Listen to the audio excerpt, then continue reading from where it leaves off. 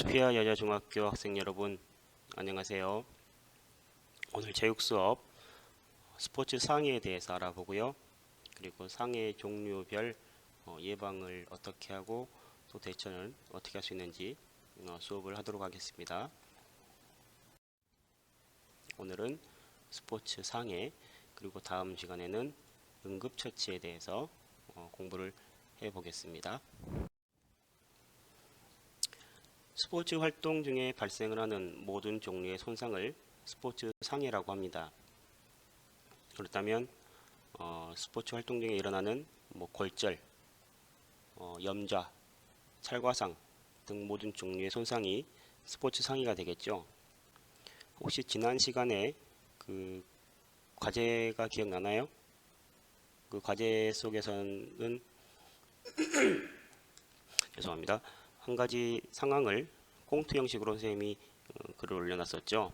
그리고 그 상황에서 두 학생이 부상을 입었습니다. 넘어지면서 두 학생이 준비 운동을 하지 않은 상태로 그리고 무리한 개 동작을 취하면서 친구 둘이 부딪혔죠. 그러면서 한 명은 넘어지면서 무릎이 바닥에 쓸리면서 피가 흐르는 상태였고, 또 학생은 넘어지면서 손을 잘못 짚어서 손목이 골절 혹은 금이 간 골절이나 염좌가 의심이 되는 상태였습니다. 이런 과제를 내준 이유는 뭐였냐면 학생들이 우리 여러분들이 이런 상황에서 어떻게 대처를 할 수 있는지 한번 알아보기 위해서 냈던 건데, 대부분의 학생들이 피가 흐르는 학생 같은 경우에는 흐르는 물로 세척을 해주고 그리고 소독을 하고 지혈을 해준다. 그리고 골절이 의심되어 있기 때문에 손을 움직이지 않고 곧바로 병원으로 이송을 한다. 혹은 119를 부른다. 라는 식의 답을 많이 해주셨습니다. 그리고 또 다른 많은 학생들이 보건실로 이동을 한다. 선생님을 불러온다. 라는 답을 많이 학생도 있었습니다. 하지만 그 함정이 있었죠. 그 상황에서는 학교가 아니라 휴일이었습니다. 휴일. 그리고 여러 학생들만 만나서 공원에서 놀고 있는 상황이었어요. 그래서 선생님은 그 주변에 없었습니다. 한번 가정을 해볼게요. 여러분들이 만약에 옆에 구급상자를 챙겨갔다 한다면 여러분들 답변대로 흐르는 물로 세척을 하고 그리고 소독을 하고 지혈을 하고 그리고 부목을 대서 병원으로 이송을 하고 되겠죠. 하지만 주변에 아무도 없고 그러한 응급 상자가 없다고 한다면 어떻게 해야 될까요? 주변에 물체들을 여러분들이 도구를 이용할 수 있겠죠. 그리고 한 가지 더,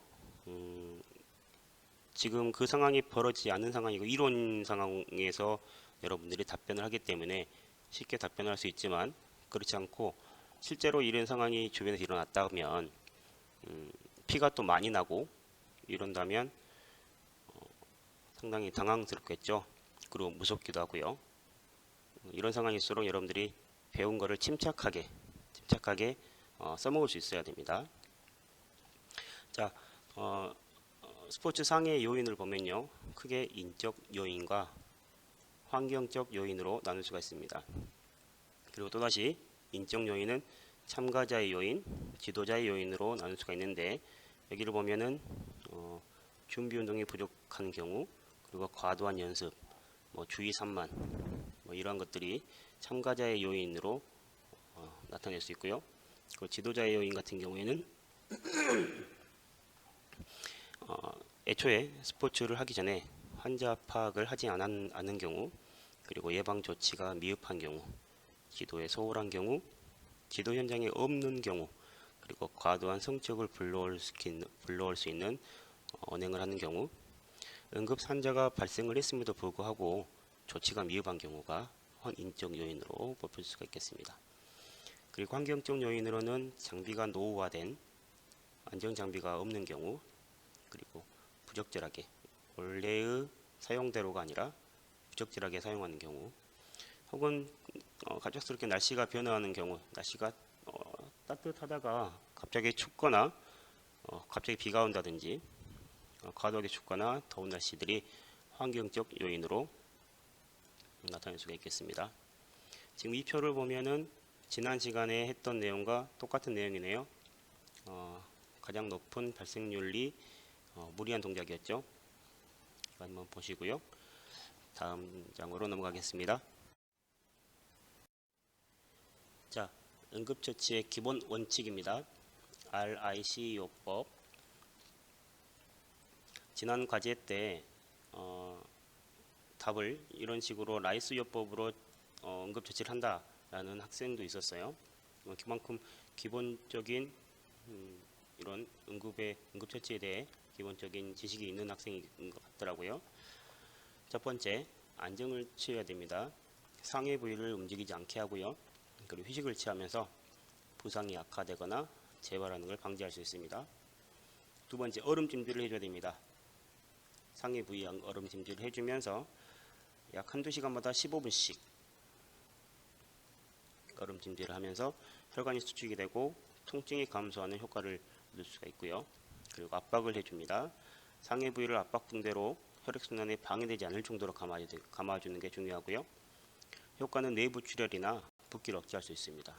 그리고 환부를 심장보다는 높게 올리는 환부 높임을 해주면서 출혈을 억제하고요. 그리고 붓기를 억제할 수 있습니다. 증상별로 스포츠 상해에 대한 응급처치를 어떻게 하는지 볼게요. 첫 번째, 피부 손상입니다. 피부 손상에는 첫 번째, 찰과상. 피부에 열이 가해지면서 마찰열이 가해지면서 물집이나 염증이 생기는 거죠. 여러분들이 강당에서 수업을 하다가 맨 살이 바닥에 미끌렸습니다. 그러면서 그런 경우 많이 생기죠. 옷을 입고 있으면 옷이 빵꾸가 날 정도로 마찰열이 큽니다. 이때는 이물질을 제거를 하고요. 소독을 해주고 그리고 그 부위에 연고를 바르거나 소독된 거즈로 덮거나 이렇게 대처를 할 수 있겠죠. 열상, 자상은 날카로운 물체에 찔리거나 베인 상태를 말하는데 피부 조직이 파괴가 되어서 출혈이 일어납니다. 이때도 마찬가지로 찰과상과 비슷하게 이물질을 제거해주고요. 상처 또는 출혈 부위를 압박하여서 지혈을 해줍니다. 그리고 안정된 자세를 취하도록 해주는 게 좋겠죠. 어떤 물체에 맞거나 부딪혀서 생기는 멍, 피 이런 타박상 같은 경우에는 얼음 냉찜질을 해주면 좋겠습니다. 근육 손상이 일어난 경우입니다. 첫 번째, 근육통, 근섬유에 염증이 생기는 겁니다. 근육신경에 피로가 쌓여서 발생하기도 하고요. 이때는 몸이 쑤시고 많이 아프죠. 예방과 대처할 수 있는 방법으로는 준비운동과 정리운동을 잘 해주시고 그리고 스트레칭을 해주면 대처가 되겠습니다.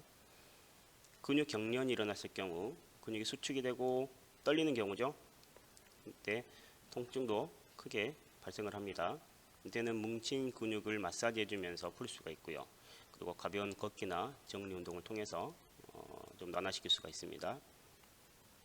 근파열이 일어났을 경우입니다. 근육이 끊어진 상태를 말하죠. 근육이 부어오르고 엄청나게 큰 통증과 함께 경련이나 출혈이 발생할 수 있는데 주로 준비운동을 잘해주고 스트레칭을 착실하게 해주면 잘 근파열이 일어나지 않습니다만 근파열이 생길 경우에는 그 부위를 절대 움직이지 않고 병원으로 가야겠습니다.